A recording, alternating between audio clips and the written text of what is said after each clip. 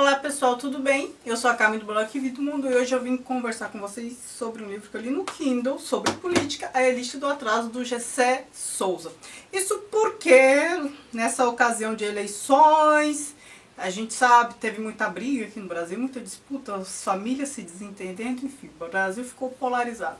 Aí teve gente que pediu para eu comentar, fazer vídeo sobre política e tal. E aí eu fiz aquele vídeo sobre política e Brasil, que eu vou deixar aqui nos cards. E disse que leria mais sobre isso, porque muita gente comete muito equívoco. E aí até convidei vocês a lerem comigo, vamos aprender mais sobre política. Tem gente que fala de comunismo sem saber o que é comunismo, fala de fascismo sem saber o que é fascismo. E eu disse e me mantenho nessa posição, eu disse que não defenderia partido, nem candidato, nem nada. Eu quero ler sobre política. Livros de direita ou de esquerda, não importa. Eu quero bons textos. Muita gente me sugeriu bastante coisa. A Elite do Atraso é um desses que me foram sugeridos. E aí eu resolvi ler. Mas antes de falar do livro, eu nem vou comentá-lo na totalidade, eu só vou levantar alguns aspectos abordados aqui. Antes disso, eu quero comentar, porque neste vídeo que eu já citei sobre política no Brasil, muita gente achou que eu devia me posicionar politicamente e eu não estava me posicionando politicamente só porque disse que nunca defenderia candidato e nem partido. Ora, meu posicionamento político é claro, eu deixo claro em vários vídeos, mesmo muito antes de falar de política. Se vocês se lembrarem daquele vídeo Leitores Militantes, Defesa de Direitos, vocês vão ter muito disso e em vários outros vídeos. Com os meus comentários vocês já sabem. Mas eu acho que sentiram falta de falar eu sou de esquerda ou eu sou de direita. Não precisa disso. Embora o meu posicionamento seja evidente. Posicionamento político é muito mais do que ter um partido político. Eu não tenho partido político. E se tivesse, não falaria disso aqui. Também não tenho candidato preferido. Se tivesse, também não falaria disso aqui. Porque o que me interessa são as teorias, os posicionamentos, o que está em jogo, a discussão que está em jogo. Por que eu não tenho nem partido, nem candidato, se eu tenho posicionamento? Porque eu não concordo inteiramente com nenhum partido e com nenhum candidato. Eu acho que a gente no Brasil tem algumas carências que nenhum partido ainda conseguiu dar conta. Ninguém apresentou, eu falo partido, ninguém apresentou um bom projeto de Brasil. E então assim, eu acho que falta muito ainda para eu ter um partido para chamar de meu, né? E candidato, idem. Mas como é que é ter posicionamento e não ter partido ou candidato? Ora, é você saber o que representa os seus interesses, o posicionamento que representa os seus interesses, o seu lugar de fala. É ser de direita e de esquerda? Pode ser. Eu sempre converso com um amigo meu, eu falo que essa questão de direita e esquerda não dá conta do Brasil mais. Ele fala, ah não, os conceitos estão direitinhos, está tudo certinho, o que significa ser direita e ser de esquerda. Eu falo para ele, não tem nada errado com os conceitos estão certinhos, o problema somos nós aqui no Brasil, nossa realidade está extrapolando isso. A realidade ela é sempre mais complexa que a teoria, a gente não tem que encaixar uma realidade numa teoria, muito pelo contrário, o caminho é inverso. Então assim, para muitos países pode funcionar direita e esquerda, eu acho que sim, para o Brasil eu acho que fica aquém. Por quê? A gente tem pessoas que defendem interesses de outros grupos e não seus próprios. Então, pessoas que se posicionam contra si mesmas. Isso significa que nós precisamos de educação política. Certo? Eu vi algum pensador, algum estudioso falar que essa questão de direita e esquerda não dá conta mais. E ele estava falando de modo geral, não estava falando só do Brasil. Eu me atenho ao Brasil porque eu não conheço outras realidades tão bem do ponto de vista político para falar isso. Mas ele falou que os termos que dariam melhor conta da realidade seria, acho que conservador e progressista. Não direita e esquerda, mesmo porque muita gente que não existe purismo, né, nesses posicionamentos. Muita gente que é de esquerda tem algum comportamento conservador e de direita não necessariamente tá só querendo se dar bem e explorar o pobre. Então assim, isso é muito polarizado, isso é muito maniqueísmo. né? Há tonalidades. Aí vocês podem falar, centro-direita, extrema-direita, centro-esquerda, extrema-esquerda. Eu acho que há muito mais que isso. A realidade é muito mais complexa, né? Agora, se vocês sentirem falta de um rótulo, eu posso falar, olha, eu sou de esquerda. Eu posso falar, olha, eu sou progressista. Isso faz bem pra você. Pra mim, pouco importa esses rótulos. E outra coisa que eu quero deixar bem claro é o seguinte. Eu não gosto de as pessoas ofenderem a outra por elas serem ou de esquerda ou de direita. Xingarem, você é o de direita. E aí já colocam outros adjetivos. Gente, isso é uma bobagem, isso é imaturidade pura. Uma pessoa vai sempre defender os seus interesses. Uma pessoa lúcida, ela vai sempre defender os seus interesses. Se os interesses dela são fazer manutenção do status quo, fazer manutenção do que tem, e você chama isso de direita, você não pode ofendê-la por isso. E se uma pessoa está querendo mais direitos, acha que está muito excluída e tudo mais, e vai lutar por mais inclusão, ela não pode ser ofendida por isso. É o que faz sentido. Nos dois casos, é o que faz sentido. O que não faz sentido é uma pessoa não ter condições dignas de sobrevivência e achar que quem é trilhardário tá certo, é isso mesmo, ele merece. Eu que sou pobre, sou lascado, não mereço. Ele tá lá porque galgou, porque conseguiu, porque se esforçou. Eu não mereço nada, eu tenho o que eu mereço. Este é o pensamento que eu acho complicado. Por isso que direita e esquerda eu acho que não funciona tão bem assim no Brasil. Você pode discordar de mim, óbvio, mas é isso que eu penso. Você pode discordar de mim, mas com educação, por favor. Porque no outro vídeo teve algumas pessoas que, assim, acho que passaram um pouco dos limites. Eu não tô aqui pra ofender ninguém, mas eu também não quero ser ofendido. E isso que eu acabei de dizer, que uma pessoa acha que o outro tá certo, ter tudo do bom e do melhor.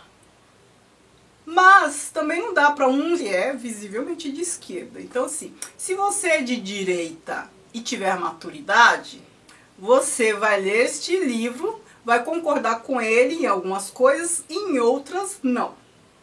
Certo? O que é natural. Agora, se você for de direita e não tiver maturidade, você não vai gostar deste livro, eu acho, né? Agora, o problema é que ninguém se acha sem maturidade, né? Mas enfim. Por quê? Porque ele é muito enérgico, né? Sendo de esquerda, claro que ele vai defender os interesses da esquerda e vai descer o rei na direita. Mas ele também critica a esquerda. Então, eu acho isso muito legal. Você de direita, também criticar a direita. Vai criticar a esquerda, mas criticar a direita, né? A gente não tá falando de dogma. Isso aqui não é time de futebol que você defende os seus, outros são inimigos. Não. E se você é de esquerda, você tem que criticar a esquerda, porque não tá bom, gente. Não tá perfeito, né? Critique a esquerda. Você pode defender seus interesses e criticar a esquerda. Eu critico a esquerda. Por quê? Por que eu critico a esquerda? Agora aqui já vou entrar, antes de começar o livro, eu tô demorando a entrar no livro. Por que eu critico a esquerda? Porque eu acho que a esquerda está muito reduzida a defender interesses de minorias apenas, sabe? Defender o negro, defender... Né? Não que eu acho que isso não seja importante, muito pelo contrário, vocês viram lá o vídeo. Eleitores, militantes e tudo mais. Mas não pode ser só isso. Ação política é muito mais que isso. O Brasil precisa de um projeto, né? Que contemple tudo, que contemple formação das pessoas. E não é só uma formação do ponto de vista instrucional de escola, é formação cultural, é formação, é uma coisa abrangente, sistematizada, sistêmica. Você não vê projetos para nada disso, nem de direita e nem de esquerda. Então a esquerda está muito voltada a isso. E a direita está muito voltada a enriquecer cada vez mais como símbolo de distinção, né? E apenas, né? Não tem uma questão, uma preocupação voltada para o coletivo, pensando num ganha-ganha, certo? Infelizmente. Agora sim, vou falar um pouco mais do livro. Então, o Gessé Souza, ele publicou este livro, não sei se foi no finzinho de 2017 ou no comecinho de 2018. Só sei que ele abarca aqui até o impeachment da Dilma, que ele chama de golpeachment. Aí quem é de direita já fica nervoso, né? Já se irrita com ele. Mas enfim, ele aponta falhas nesse processo todo. A análise dele vai mais fundo. Então, assim, ele aponta algumas coisas da realidade, explica as raízes desta realidade, porque as coisas estão assim. E aí, ele faz uma coisa que eu achei bem legal, ele retoma grandes clássicos da literatura, que estão aqui até nessa prateleira minha, pro projeto que faz Brasil Brasil, que são Sérgio Buarque de Holanda, Rodrigo Faoro, com Os Donos do Poder, Casagrande Senzala e Florestan Fernandes, esses 4 autores. Ele discorda, fala mal, critica Sérgio Buarque de Holanda e Rodrigo Faoro, por uma questão que eu já vou explicar. E ele positiva Florestan Fernandes e Gilberto Freire por outras razões que eu também vou explicar. E ele retoma esses autores, explica, até comenta algumas obras, para explicar por que nós estamos como estamos. Ele diz que ele fala mal de Sérgio Buarque de Holanda e de Rodrigo Faoro porque ele considera 2 grandes responsáveis por uma ideologia que ele chama de falsa, que é a ideia do patrimonialismo e a ideia da cordialidade do brasileiro, né, desse ethos que criaram pra gente, né? O primeiro do Faoro e o segundo do Sérgio Buarque de Holanda. Isso porque, o que ele diz nesse livro? Que há uma elite, a elite endinheirada, que está muito acima dos políticos, e a população é incitada a achar que a classe política é a última escala ali de poder e de tomada de decisão e de corrupção. E ele fala que não, que há uma elite, né, os grandes empresários, os grandes, né, os grandes banqueiros, essas pessoas é que mandam na política, que mandam na economia, que mandam em tudo. Então, os interesses são deles, os maiores corruptos são eles. E eu, como disse a vocês, trabalho no Estado há quase 20 anos. Nesse aspecto eu concordo inteiramente com o Gessé Souza. Eu vejo coisas cotidianamente que só corroboram essas coisas. No outro vídeo que eu fiz, teve alguém que disse que eu deveria voltar a fazer, que eu deveria continuar com as minhas resenhas de literatura, que esse foi o pior vídeo que eu fiz, que, enfim, praticamente me chamou de imbecil por estar falando de querer ler mais sobre política. Eu não sei como o fato de querer aprender e ler mais sobre alguma coisa pode tornar uma pessoa imbecil, mas foi isso que ele falou. Agora, eu não sei fundamentado em que ele falou isso. Eu fundamento o que eu falo com a minha prática cotidiana e com pesquisas que eu faço. Eu trabalho no Estado há um tempo, estudo Estado há um certo tempo. Mestrado e doutorado eu estudei alguns aspectos do Estado. Na minha tese de doutorado tem algo muito parecido com o que Gessé fala. Não está tão desenvolvido porque é uma tese super transdisciplinar e eu estava abordando mais outros assuntos. Mas lá tem um tópico que chama a invisibilidade do ICMS, porque eu estava tratando de educação tributária. E eu falo desses esquemas de Estado, governo e sociedade. Quem se dá mal é sempre a sociedade, quem sempre lucra é o mercado. O Estado protege as empresas. As empresas são protegidas pelo Estado. O Estado é obrigado a fazer essas coisas, porque eu falei naquele vídeo sobre o Brasil e política. Não tem como acabar com a corrupção sem uma educação e sem uma mudança de sistema político. Por quê? Porque do jeito que as coisas estão estruturadas, não tem como não haver corrupção. Quem financia as campanhas? Então assim, o político pode ser rico. Não é essa a questão. Aí fala, ele é rico, não precisa roubar. A corrupção acontece não é porque a pessoa precisa de dinheiro. A corrupção acontece porque o sistema está podre. Quem já é rico quer enriquecer mais. Quem já é rico não quer pagar imposto.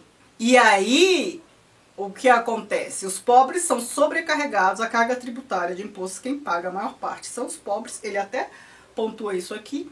São os pobres e os ricos, eles têm anistia fiscal, eles têm incentivo fiscal, eles têm um monte de coisa. Então, quem tem muito dinheiro paga pouco imposto. E são essas pessoas que emprestam por Estado a um preço alto e quem paga esse preço são os pobres. Enfim, o esquema tributário no Brasil é muito complexo, o esquema de poder no Brasil é muito complexo, tem uma elite que fica quase invisível e as pessoas descem o rei no Estado. Não estou defendendo o Estado, não é maravilhoso, mas ele não é o maior vilão desse processo todo. Na verdade, o Estado fica ali atendendo a interesses do mercado. Os interesses do mercado, às vezes, é do mercado internacional. O Brasil é pressionado a fazer coisas. Não só o Brasil, vários outros. Quando eu falo que a gente precisa entender melhor dos negócios políticos, eu estou falando disso também. Entender quais são os atores, o que está em jogo e como se joga. É nojento. Mas é necessário pra gente parar de fazer papel de idiota, né? A gente faz muito papel de idiota o tempo inteiro. Aí fala, é melhor nem saber, eu prefiro nem saber pra não ter raiva. Não, gente. A ignorância só produz ignorantes. A ignorância não produz gente inocente, não. Certo? Isso é um aprendizado que eu adquiri há pouco tempo. Eu achava, quando a pessoa não sabe, ela é inocente. Não.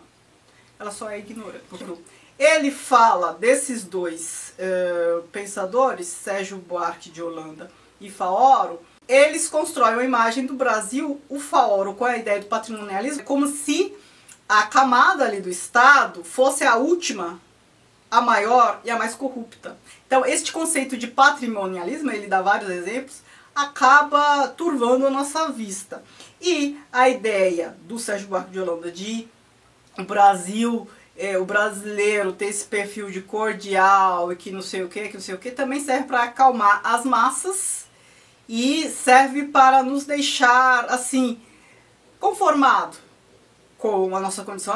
Porque nós somos receptivos, nós somos cordiais, olha, nós não brigamos, nós não isso, nós não aquilo. Na playlist que eu fiz do Trato dos Viventes, a gente viu lá, Alencastro pontuou muita coisa. Então, assim, os índios não eram preguiçosos, os negros não eram resignados. A gente vê em livro de histórias que no fim do século XIX, começo do século XX, houve muitas revoltas de norte a sul do Brasil, e essas revoltas são pouco faladas, elas são mencionadas e são sempre desqualificadas, são sempre minimizadas. A gente percebe que sempre tentam nos passar uma ideia de que nós somos cordatos. Então, os escravos resignados não se rebelavam, os índios preguiçosos.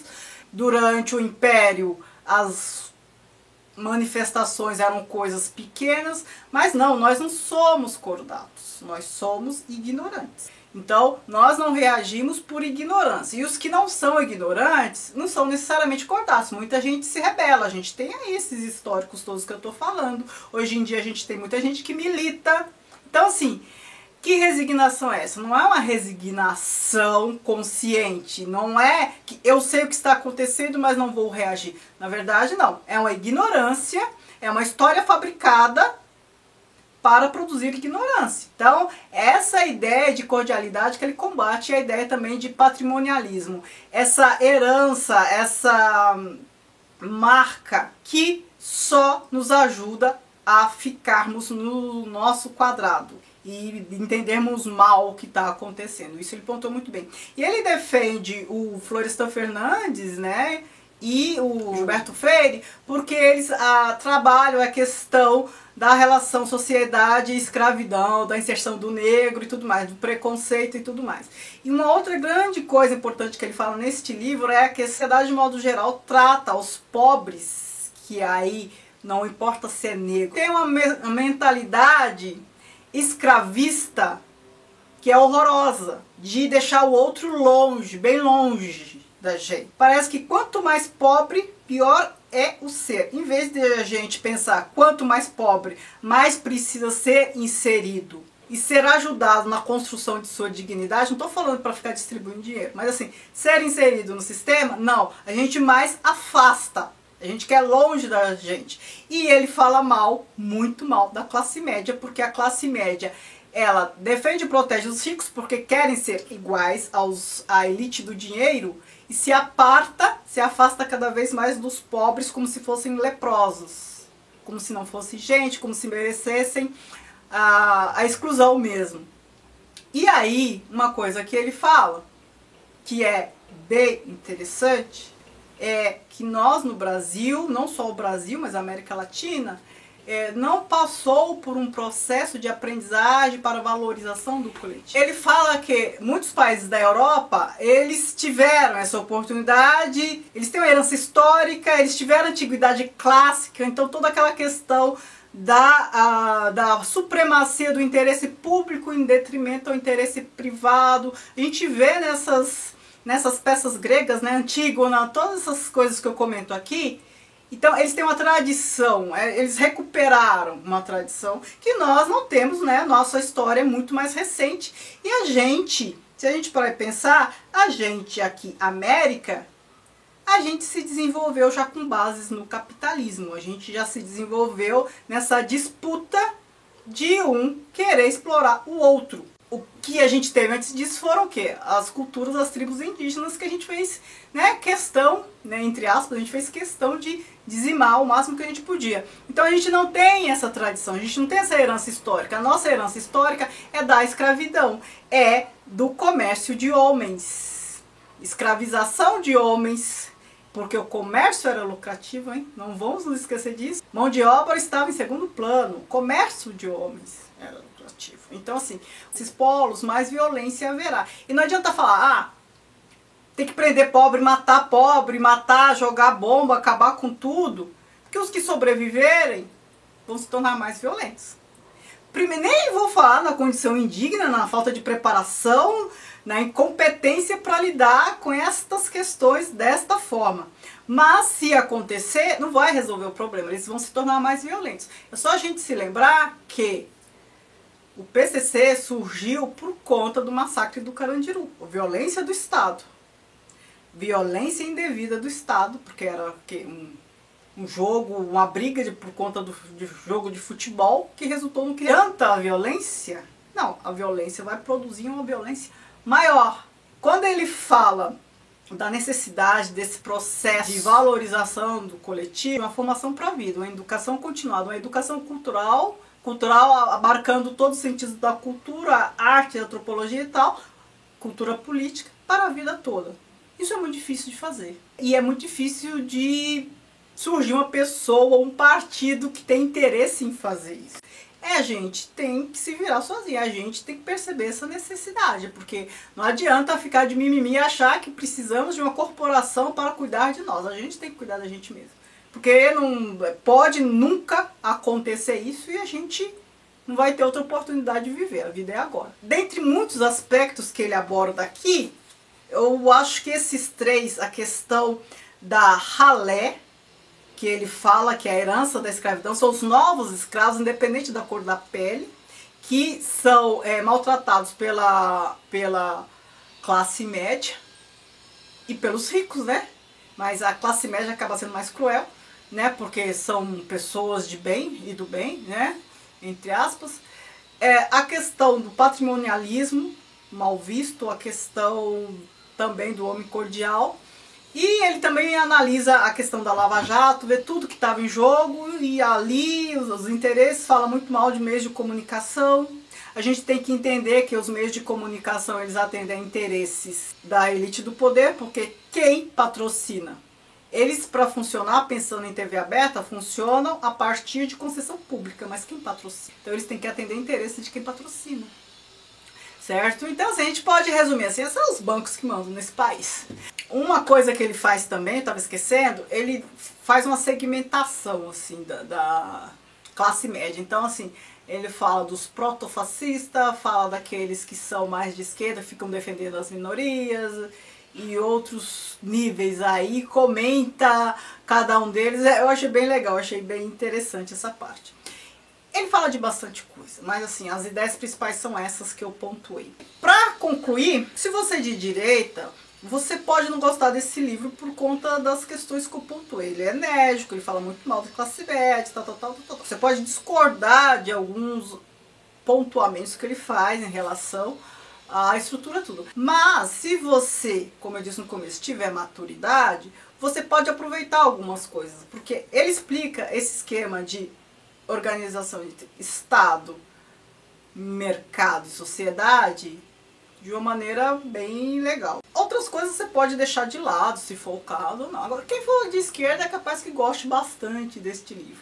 Eu gostaria que quem me indicou este livro comentasse o que achou de maior destaque, o que elucidou, né? Eu gostaria que vocês interagissem comigo. Quem não leu ainda, se ficou interessado a ler. Quem aí é de direita e ficou interessado a ler esse livro, se manifeste. Eu detesto essas polarizações. Se é de direita, eu nem quero saber. Se é de esquerda, eu não quero saber. Me indiquem bons livros de direita, vai.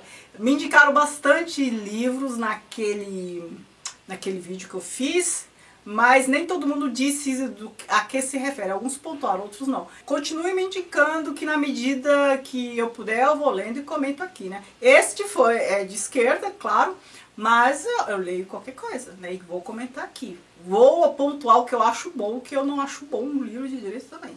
sem problemas. Tá bom? Muito obrigada por assistirem. Não se esqueçam de se inscrever no canal e de me seguir nas redes sociais, o que vi do mundo, Instagram e Facebook, que é a página do blog. Obrigada, beijos e tchau, tchau.